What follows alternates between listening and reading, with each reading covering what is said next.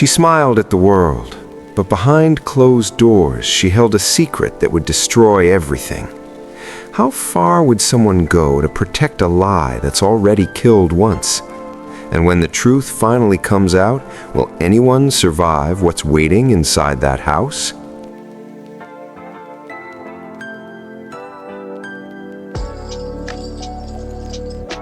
The bus hissed as it stopped at the edge of town, releasing him the way a wound releases blood, slowly, unwillingly.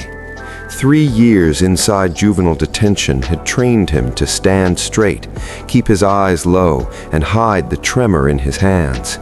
He carried a small duffel bag, the fabric frayed, the zipper broken, everything he owned reduced to weight and memory. His father waited near the parking lot, older than he remembered, shoulders slumped as if apology had become permanent posture. They exchanged no hug, only a brief nod that felt like a contract neither of them had read. The car ride home passed in silence, broken only by the rhythmic click of the turn signal and the boy's thoughts replaying warnings from guards, counselors, inmates. Don't trust easy smiles, don't believe promises. The house appeared unchanged, yet wrong, like a photograph hung crooked. New curtains framed the windows, pale and expensive. The front door opened before they reached it. She stood there, barefoot, hair perfectly brushed, smile carefully measured. His stepmother. She spoke his name softly, as if testing how it sounded now that he was back. Her eyes scanned him, not with relief, but assessment. Inside, the air smelled of lemon cleaner and something metallic beneath it. She explained rules while pretending they were kindnesses. Curfews, locked cabinets, shared spaces, fresh starts. His father nodded along, grateful someone else was steering. The boy listened, jaw tight, noticing how her hand lingered on his father's arm, how it tightened whenever the conversation drifted toward the past. His old bedroom had been rearranged, different bed, different desk, his posters gone. He unpacked slowly, placing each item with care, as if the walls were listening. From the window, he could see the backyard where his mother once planted roses. The soil was bare now. He wondered who decided to erase them. At dinner, she asked polite questions about school programs and therapy sessions, her voice smooth, rehearsed. He answered just enough to survive. When he mentioned wanting to finish his education, she smiled wider than necessary. "We'll see what's realistic," she said, and his father said nothing. Night settled heavy. The house creaked with unfamiliar sounds. As he lay awake, staring at the ceiling, he heard her voice drift down the hallway, low and urgent, carried through the vent. She was on the phone. His name surfaced, sharp as glass. Words followed: parole, risk, mistake, spoken with irritation, not fear. Sleep refused him. Every sound felt intentional, every shadow a warning. He remembered juvie nights, the smell of disinfectant, the rules about weakness, the way boys learned to listen for danger in silence. Coming home was supposed to mean safety, but his body didn't recognize it. His pulse raced the same way it had before fights, before lockdowns, before the moment that changed everything. He thought about his mother's laugh, how it once filled rooms without permission, and how quickly it had disappeared after the wedding. No one ever explained where she went, only where she wasn't allowed to return. Lying there, he understood something simple and terrifying. This house had chosen a side long before he stepped off that bus, and it wasn't his. It watched him arrive. It waited for him to fail. The walls remembered things people pretended not to. He felt certain of that. Certainty, he knew, was the most dangerous feeling of all. It made decisions feel inevitable, and inevitability had already ruined one life. He sensed it circling back toward him, closer than anyone realizes, especially the woman down the hall, especially her, right now. He held his breath, counting each second. She ended the call with a whisper that froze him. He never should have come back. Morning arrived without comfort. The boy woke to silence so clean it felt staged, like the house had practiced holding its breath. Sunlight filtered through the unfamiliar curtains, casting pale lines across the floor that stopped just short of his bed. He lay still, listening. No footsteps, no voices, only the low hum of the refrigerator downstairs, steady and patient, like a heartbeat that wasn't his own. At breakfast, his stepmother moved efficiently, placing plates down with a smile that never reached her eyes. His father read the newspaper, lips pressed thin, pretending the words mattered more than the people at the table. The boy noticed how she corrected his posture, his tone, even the way he held his fork. Each comment sounded helpful, each one landed like a reminder, you don't belong here. As the day unfolded, memories crept in uninvited. This house had once been loud. His mother used to sing while cooking, off-key and unapologetic. She believed homes should feel lived in, messy, human. After she disappeared, the noise vanished with her. The stepmother arrived soon after, bringing order disguised as care. Locks appeared, schedules replaced spontaneity, love became conditional, earned through obedience. He wandered through the rooms, retracing old paths. The living room furniture had been rearranged, angled toward control rather than comfort. Framed photos told a carefully edited story, family vacations he didn't remember enjoying, smiles that felt forced even through glass. His mother appeared nowhere, not even cropped out, simply erased. In the hallway, a door caught his attention, his old room's closet, now fitted with a small metal lock. He hadn't noticed it the night before. His chest tightened. When he asked about it later, his stepmother laughed lightly, as if amused by the question. "Just storage," she said. "You don't need to worry about everything." But worry was the only thing that came easily. By afternoon, the house felt smaller, its walls inching inward. He sat on the edge of his bed, trying to ground himself the way therapists had taught him. Name 5 things you can see, 4 you can touch, 3 you can hear. What he heard instead was the echo of his mother's voice from years ago, whispering during one of their late-night talks, "People hide the truth in plain sight." That evening, while his father ran an errand, the house belonged to the two of them. His stepmother moved differently then, less careful, more certain. She stood too close when she spoke, her tone sharpening. She asked about Juvie again, probing this time, who he talked to, what he told them, whether he blamed anyone for what happened. He chose his words carefully, he always had. Later, while she showered, he noticed the drawer in his desk wasn't opening all the way. It caught on something inside. His pulse quickened as he tugged harder, wood scraping softly. The drawer slid free with a quiet thud. Beneath a stack of old notebooks sat a thin folder he'd never seen before. Inside were papers, bank statements, printed emails, dates circled in red.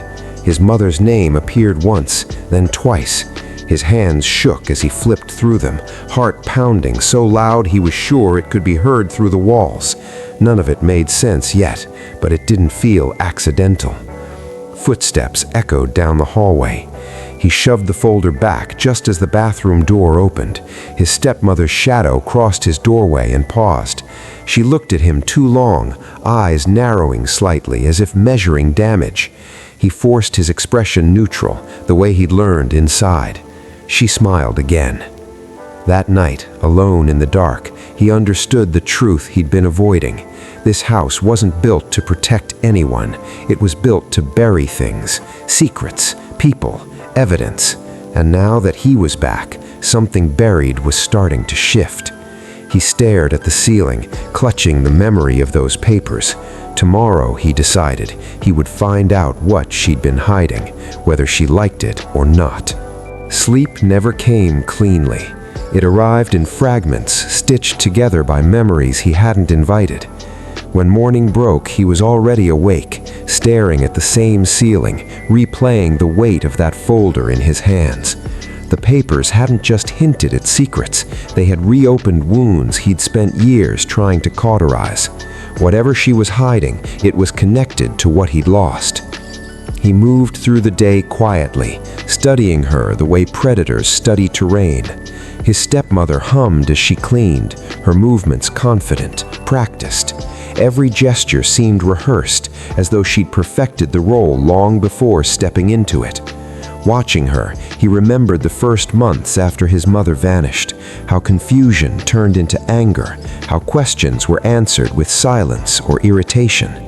The memory sharpened into focus. The night everything changed.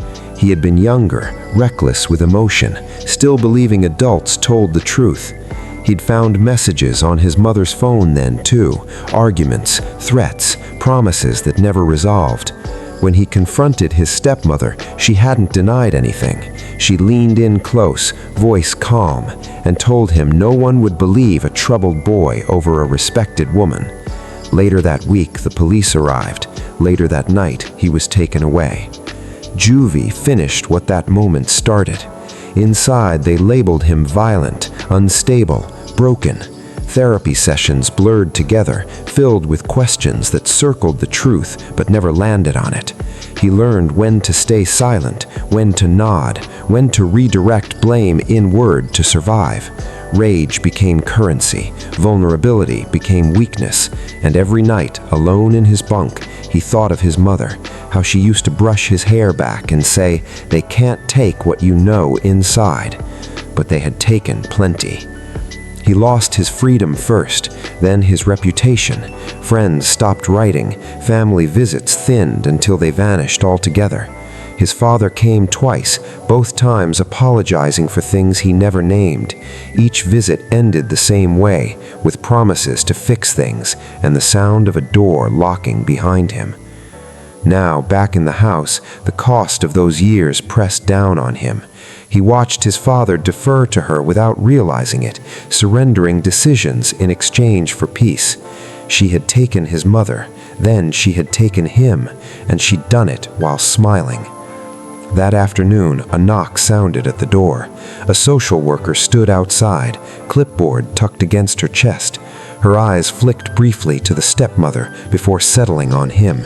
They spoke in careful tones at the kitchen table, words chosen to avoid blame.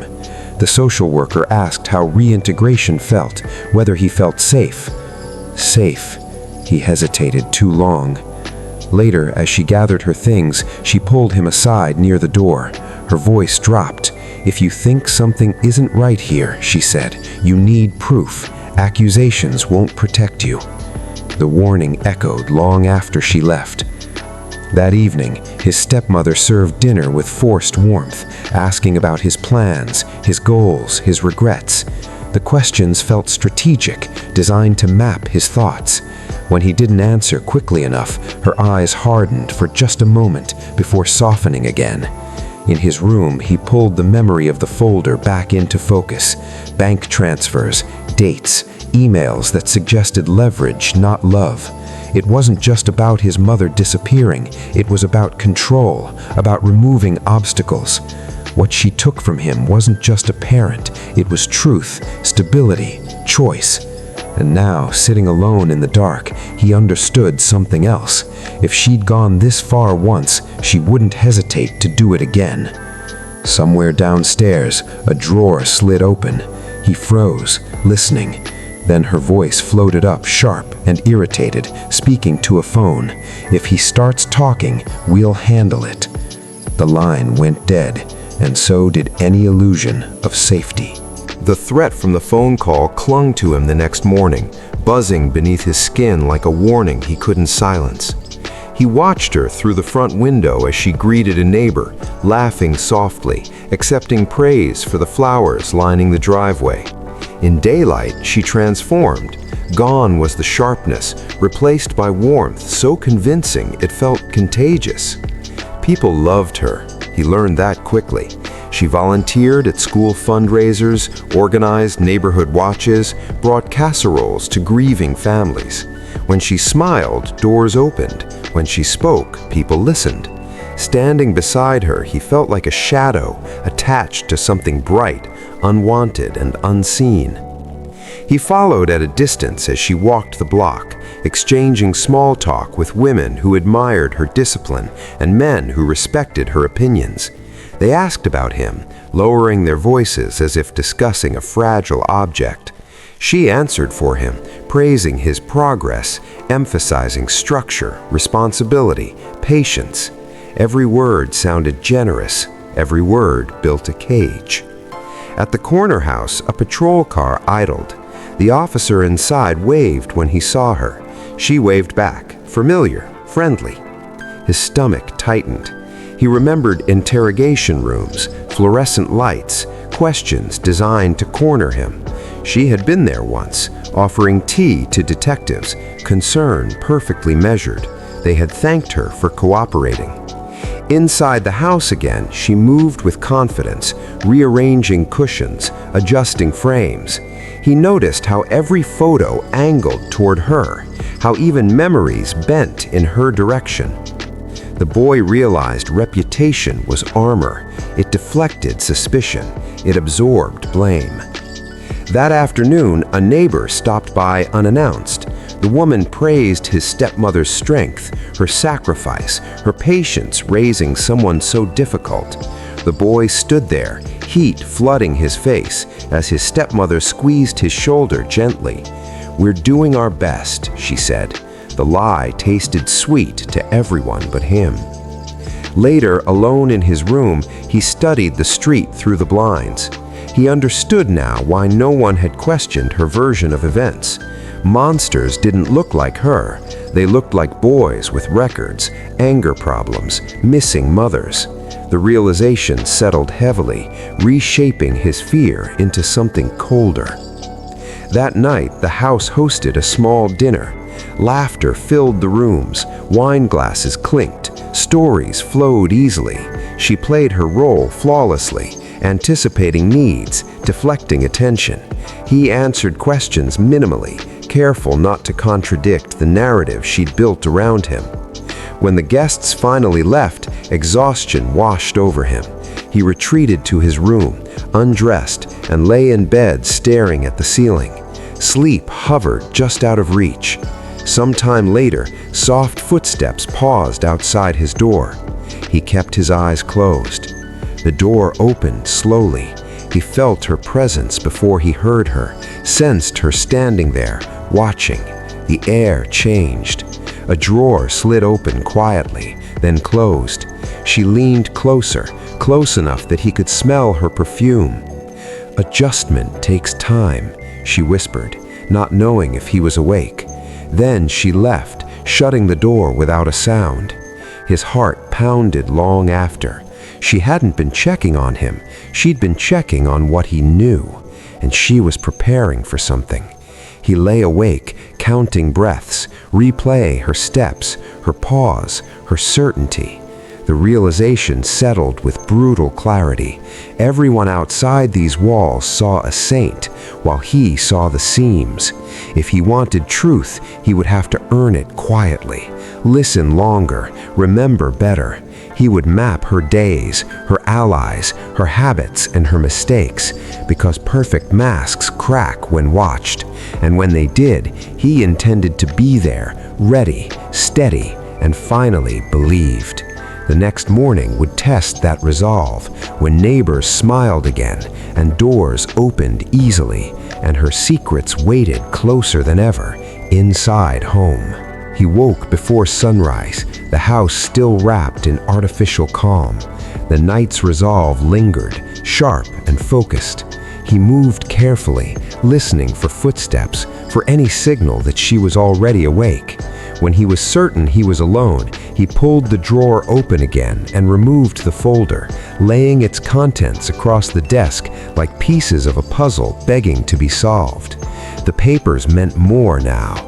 Dates aligned with moments he remembered too clearly, arguments, police visits, sudden changes in routine. One email thread stood out, printed but incomplete, as if someone had removed what mattered most. A name appeared repeatedly, unfamiliar, followed by a number scribbled in pen. His instinct told him the folder wasn't the source, it was a copy. The original had to be somewhere else. He waited until the house emptied. His father left for work without looking back. His stepmother followed soon after, locking the door with deliberate care. The moment her car disappeared, he moved. Her home office smelled faintly of perfume and paper. He checked drawers first, then cabinets, then the small safe hidden behind framed certificates. Locked, of course. His eyes scanned the room, searching for something out of place. That's when he noticed the old phone in the back of her desk, tucked beneath folders and unused chargers. It powered on too easily. Messages flooded the screen, stacked like evidence waiting to be acknowledged. Some were years old, others were recent. He scrolled, heart hammering, absorbing words that confirmed his worst fears. Conversations about money, about leverage, about someone described as unstable and manageable. His name appeared again, reduced to a problem to be handled. One message froze him completely. It read, "She's asking questions again."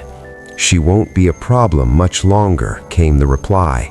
The timestamp was weeks before his mother vanished. His hands shook as he kept reading. There were references to favors owed, to protection offered in exchange for silence. She hadn't just manipulated people emotionally, she'd used systems, authority, fear. The phone buzzed suddenly, a new notification lighting the screen. He dropped it instinctively, breath caught in his throat. The caller ID showed the same name written in pen on the folder. He didn't answer. Instead, he memorized everything: names, phrases, patterns. He photographed the screen, careful to capture timestamps. This was more than suspicion now. It was a map of intent, of preparation, of people who believed they were untouchable. When he heard the garage door open, panic surged. He erased nothing, powering the phone down and returning it exactly where he found it.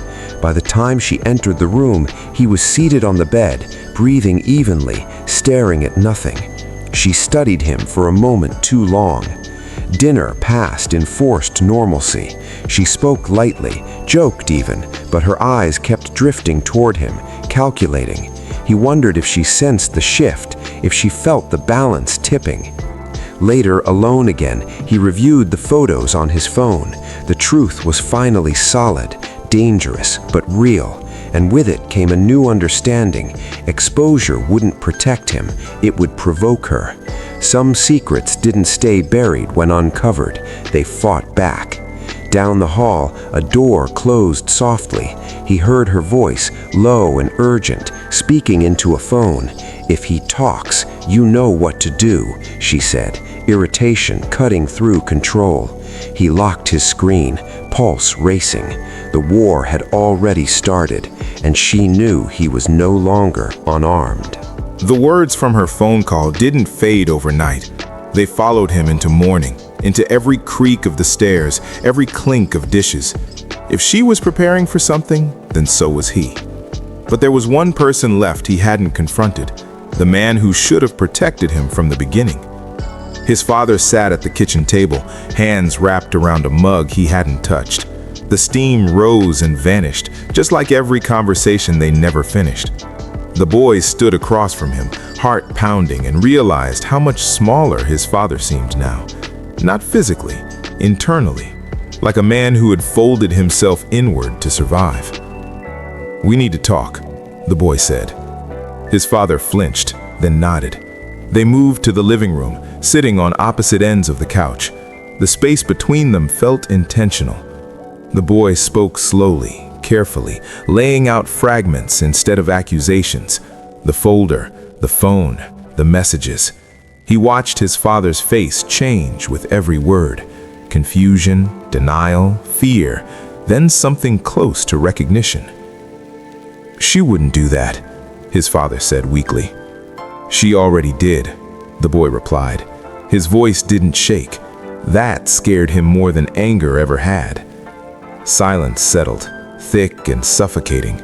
His father stared at the floor, jaw tight, eyes damp but distant. When he finally spoke, it wasn't to defend her, it was to excuse himself. He talked about stress, about grief, about needing stability after his wife disappeared. He admitted he'd seen things that didn't feel right. Bank statements, unexplained calls, but said he'd chosen not to look closer. "After your mother," he whispered, "I couldn't lose another person." The boy understood then.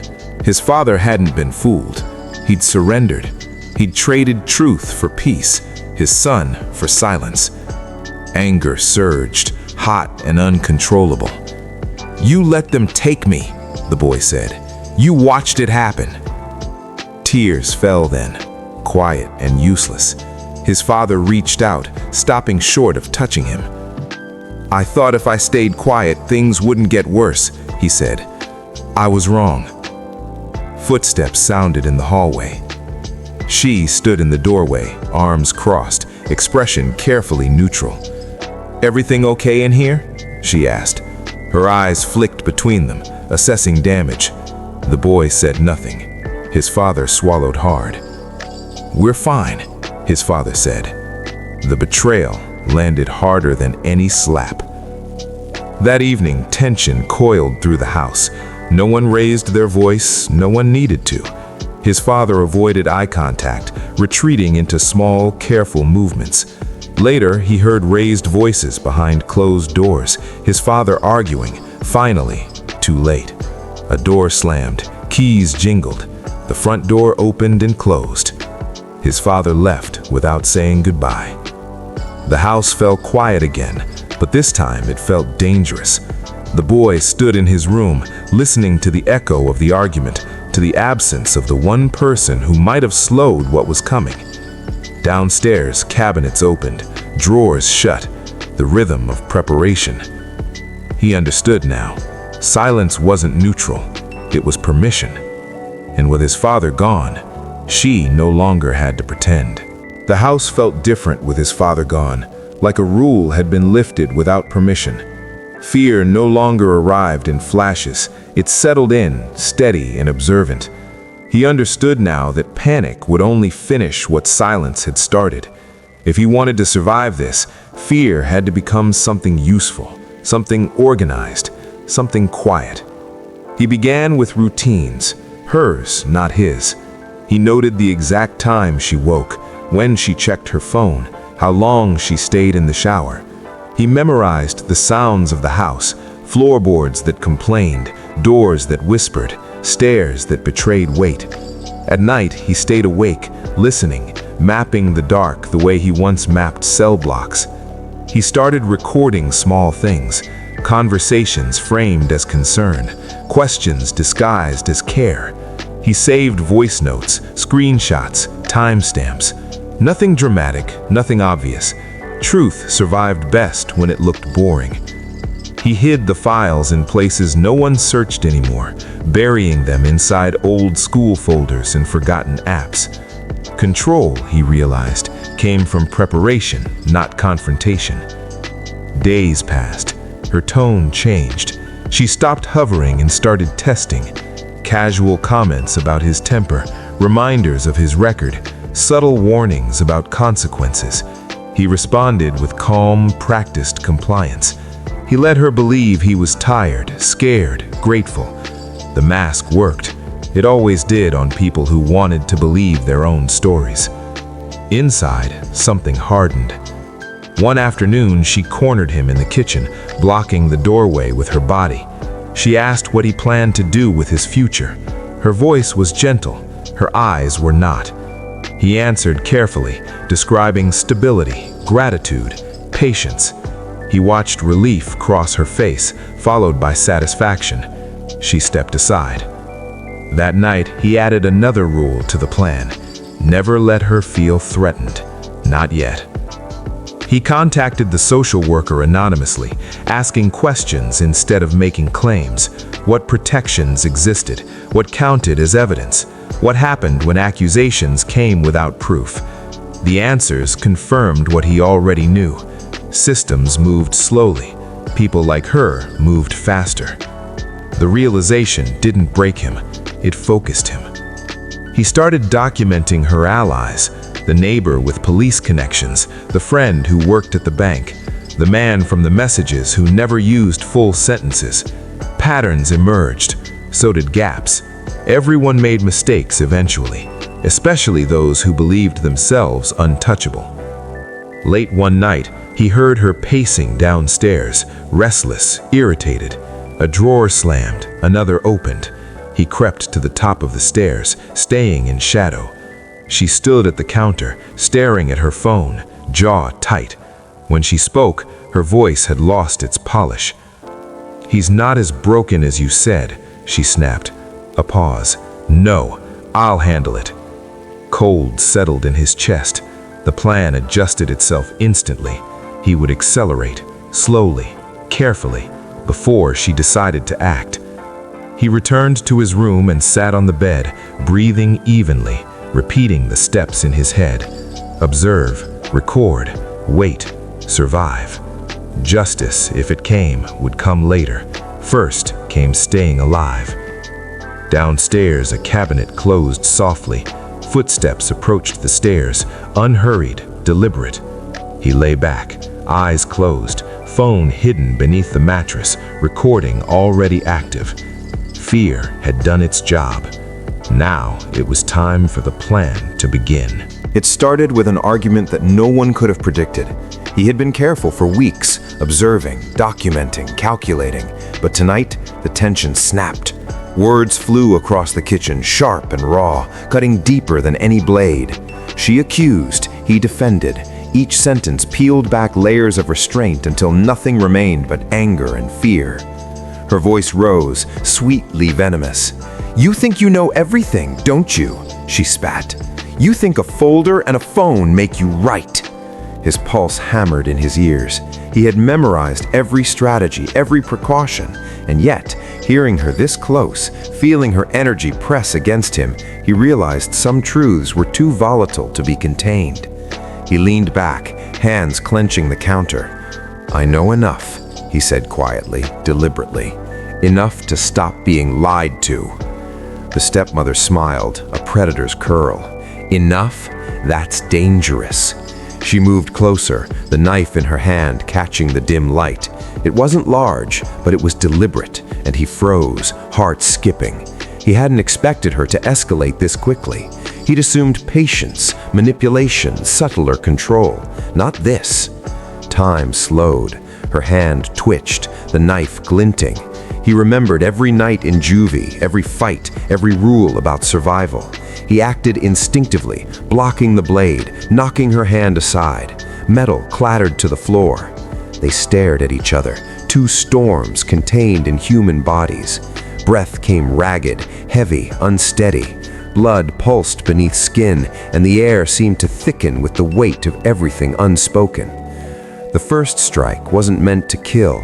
It wasn't meant to resolve the past, but chaos has its own rules. The second one, an accidental push, a stumble, a slip, changed everything. A scream echoed through the house, sharp and raw.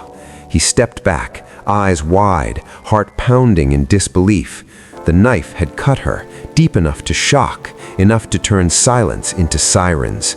The smell of iron filled the air, thick and immediate.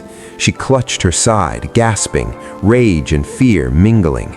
"You," she hissed. Her voice faltered, then broke into a strangled scream. Adrenaline took over. He ran, instinct driving him down the hallway, through the living room, past photos and furniture that had always watched silently. He glanced back once.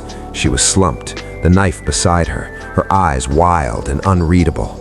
The front door slammed behind him. Cold night air hit his face, but he didn't stop. He needed distance, needed clarity, needed to think.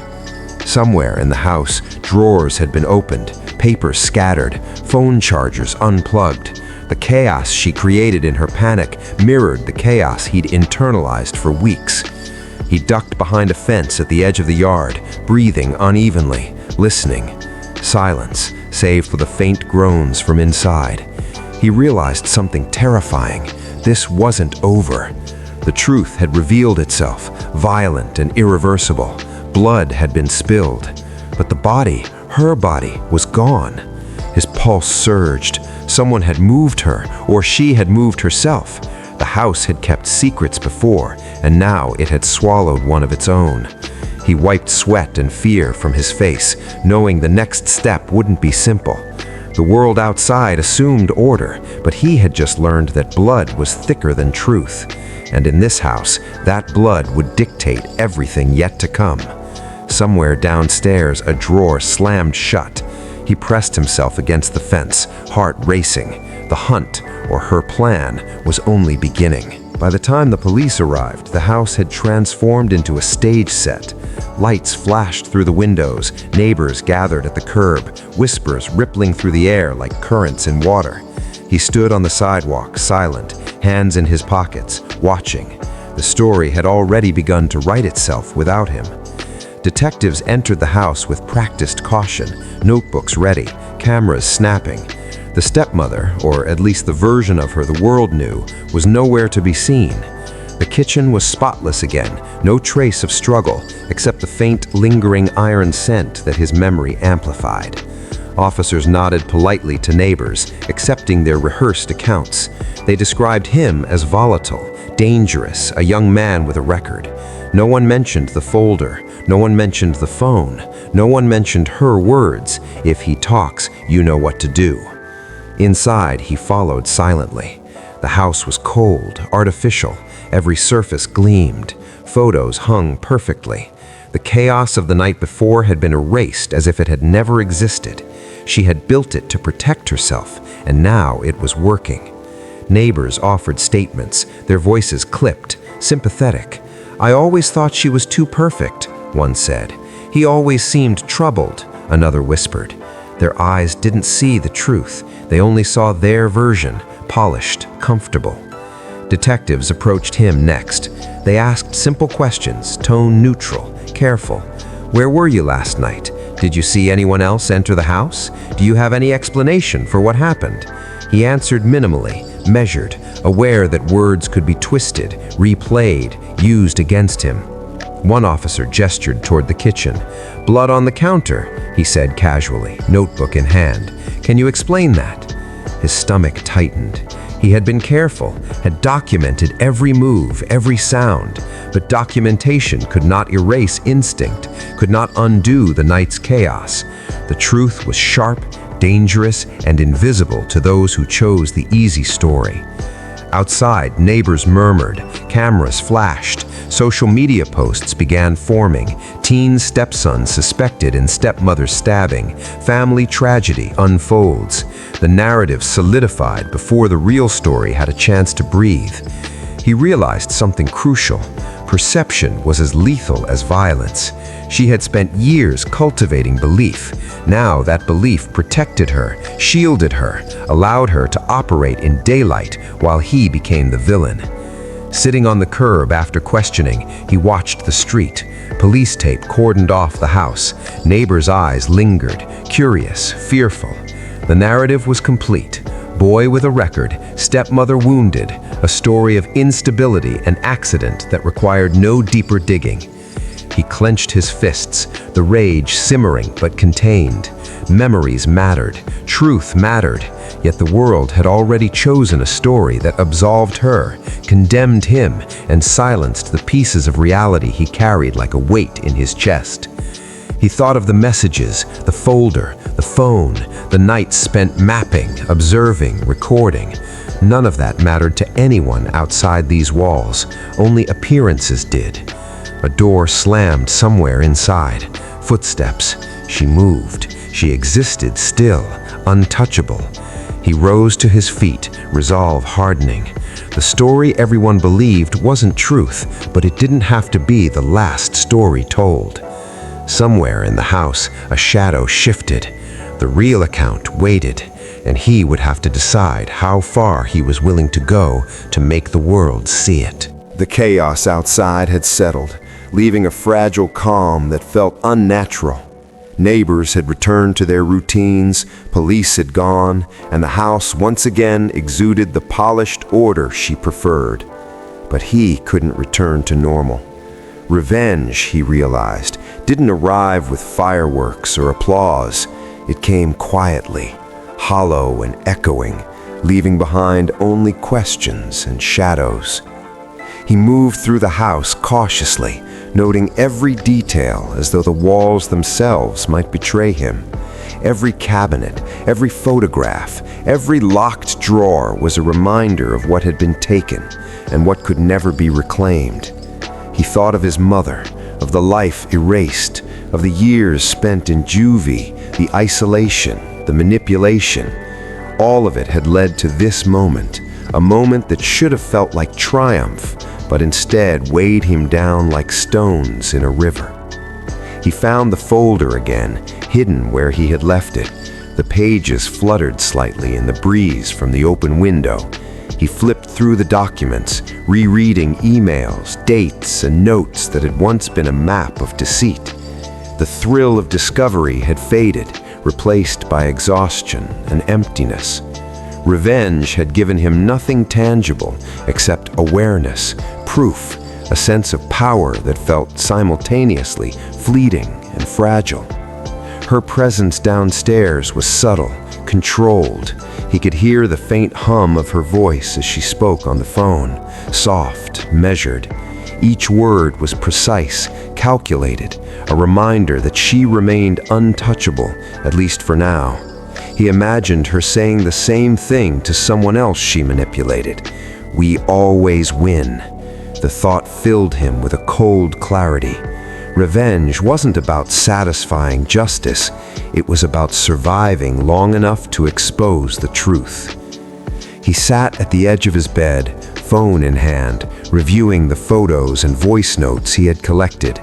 Each file was evidence of her manipulation, her orchestration of lies, her careful construction of a public persona. And yet, none of it erased the fact that she still existed, still held power over perception, still dictated the rules of the house. The notion of victory seemed laughable. The lines between right and wrong blurred, leaving only strategy, patience, and endurance. Hours passed in silence. He replayed every confrontation, every glance, every subtle threat. Fear and anger had once propelled him. Now calculation guided him. He realized that revenge, if it was to mean anything, required more than impulse.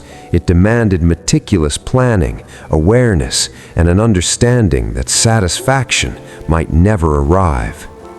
Late at night, he descended the stairs quietly. She was in the living room, seemingly relaxed, reading a book. The knife from weeks ago had been put away, tucked into a drawer she locked without thinking he would notice. He studied her, watching the rhythm of her movements, the rise and fall of her chest, the slight tremor when she reached for her glass. She was human, still vulnerable, still capable of mistakes, but she believed she controlled every outcome. He considered approaching her, confronting her with all he knew. The desire surged, raw and powerful, but reason prevailed. Any misstep could undo weeks of careful observation. Any sudden move could cost him the advantage he had earned. Revenge, he understood now, was a slow burn, not a fireworks display. Returning to his room, he sat by the window, staring into the darkness outside. The wind whispered through the trees, carrying a sense of inevitability. The house remained silent behind him, obedient to its mistress, yet he felt the first taste of patience settling in his chest. Victory, if it came, would not be in a single act. It would come in exposure, in the unraveling of lies, in the day when the story everyone believed would finally meet the truth. And when that day arrived, it would not feel like triumph. It would feel like survival. The days stretched into a rhythm he could neither escape nor ignore. The house, pristine and controlled by her unseen hand, seemed to pulse with secrets.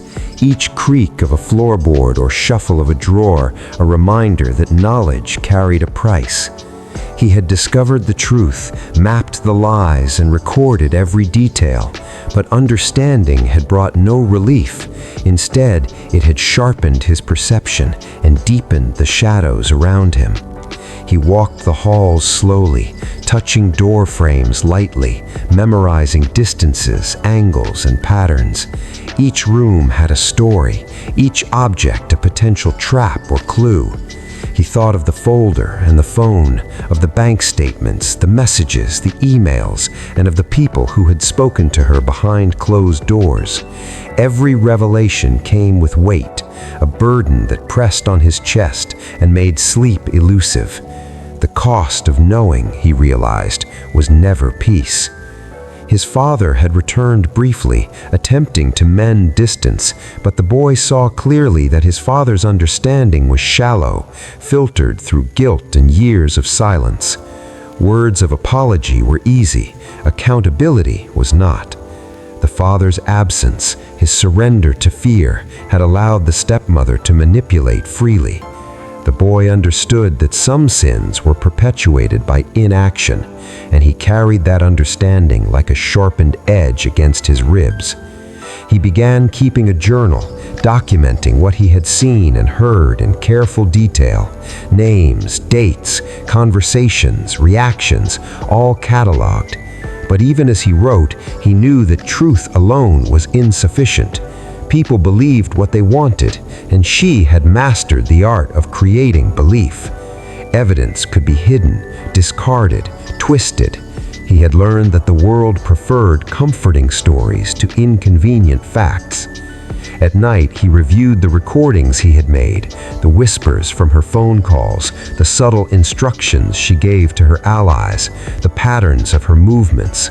The more he listened, the more he realized that her control extended beyond these walls, that the threads she wove into the world outside were delicate but strong. Fear had been her ally for years, and he had inherited it now, in a different form. Knowledge made him vigilant, but also made him alone. He could no longer trust anyone completely, not neighbors, not friends, not even his father. Each conversation, each interaction had the potential to be observed, recorded, and manipulated. The cost of knowing was isolation. He had to be careful, measured, always aware. Every step he took might reveal him, or worse, provoke her in a way that couldn't be undone. The house remained deceptively quiet during the day, but at night, subtle signals reminded him of her presence. Drawers left slightly ajar, papers moved just enough to suggest observation, the faintest creak on the stairs, the soft brush of air when a door opened in another room. These were the warnings he had learned to read. Each incident reinforced the lesson. Knowledge carried responsibility, and responsibility carried risk. One evening, he discovered a new detail, a ledger tucked behind a painting he had passed hundreds of times. It listed transactions, favors, and debts owed to her, some dating back years. The names included influential people in the town, people who trusted her without question. He realized that exposing her would not only endanger him, but could ripple outward, destabilizing lives that depended on her secrecy. The cost of knowing extended beyond his own survival. It reached into the very fabric of the world she controlled. He understood with chilling clarity that revenge or justice could never be simple. Every action had consequences. Every revelation would require meticulous planning. The truth was a double-edged weapon, and wielding it recklessly could destroy everything he sought to protect. Sitting in his room, surrounded by notes, recordings, and photographs, he felt the weight of the cost. Awareness had granted him power, yes, but power without caution was death. He had learned to see, to remember, to anticipate, but he had also learned that seeing came with pain. Every memory, every detail, every lie he uncovered was a reminder of what had been lost, of what could still be lost. He pressed his hands to his face, exhaling slowly. The realization settled deep. Knowledge gave him leverage, but it would never free him from the consequences of what he now carried. The cost of knowing was nights of sleep, perpetual vigilance, and the burden of responsibility that no one else could bear. He stared at the ceiling, heart pounding, mind racing. Outside, the house exhaled quietly, hiding its secrets as it always had. Somewhere in the dark, she moved, oblivious to how close he had come to understanding everything. And yet, he knew one truth.